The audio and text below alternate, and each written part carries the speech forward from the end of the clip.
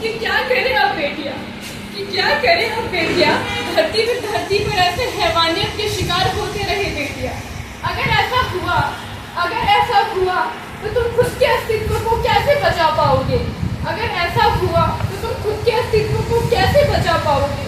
औरत से ही जन्म लिए हो ना, औरत से ही जन्म लिए हो ना, औरत से ही जन्म लिए हो ना, औरत के बिना जन्म कैसे ले पाओगे यार?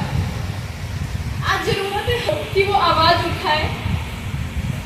मैं आप सभी के सामने डॉक्टर मोबिता की एक स्टोरी अपनी कविता के माध्यम से बताना चाह रही हूँ कि चुन चुन कर अपने ख्वाब एक दिन पैरों पर खड़ी हो जाएगी। माँ ने तो उसे भेजा था डॉक्टर बनाने को, उन्हें क्या पता था कि वो कभी लौट कर ही नहीं आएगी। रोज कॉल आता था, बोलती थी देखो माँ, मेरे जैसे कितनी लड़कियां पीजी में रहती है, मेरा काम तो लोगों की जान बचाना है, तुझे हमेशा मेरी ही फिक्र रहती है। पर वो अनजान थी कि हैवानियत किसी भी वक्त आ जाती है, किसी भी वक्त आ जाती है। कुछ हैवान होते हैं जिनका शिकारी भोली भाली लड़कियां बन जाती हैं। एक रात 3 बजे जब वो अपनी ड्यूटी पर थी, अचानक एक दरिंदा आया, उसका सीना दबाया। डर गई, चीखी चिल्लाई, पर कैसे कोई सुन नहीं पाया। उसका पूरा जिस्म नोच कर उखाड़ दिया, थोड़ी बहुत जान बची भी थी, उसे भी जान से मार दिया। पर कैसे एक हॉस्पिटल में एक और ड्यूटी डॉक्टर के साथ बलात्कार हो जाता है और सारे सीसीटीवी कैमरे भी खराब हो जाते हैं। उसके पूरे शरीर पर फ्रैक्चर होते हैं। उसके बाद भी उस केस को एक सुसाइड केस बनाने की कोशिश की जाती है ताकि हॉस्पिटल की रेपुटेशन पर कुछ ना हो। लाखों लड़कियां इस वक्त हॉस्पिटल और मेडिकल कॉलेज के पीजीज में रहती हैं। क्या आपने कभी सोचा है कि उनके फैमिली पर या फिर उन पर इस वक्त क्या बीतती होगी? एक छोटी सी कविता और मैं सुनाना चाहूंगी। ये स्टोरी मैंने पहले भी सुनाई थी अंकिता भंडारी के केस के टाइम पे, लेकिन मुझे उस टाइम उम्मीद नहीं थी कि स्टोरी मुझे दोबारा से सुनानी पड़ेगी। तो सुनिएगा। अभी तो शाम हो गई, घूमने चलो ना पापा, चलते चलते थक गई, कंधे पर बिठा लो ना पापा।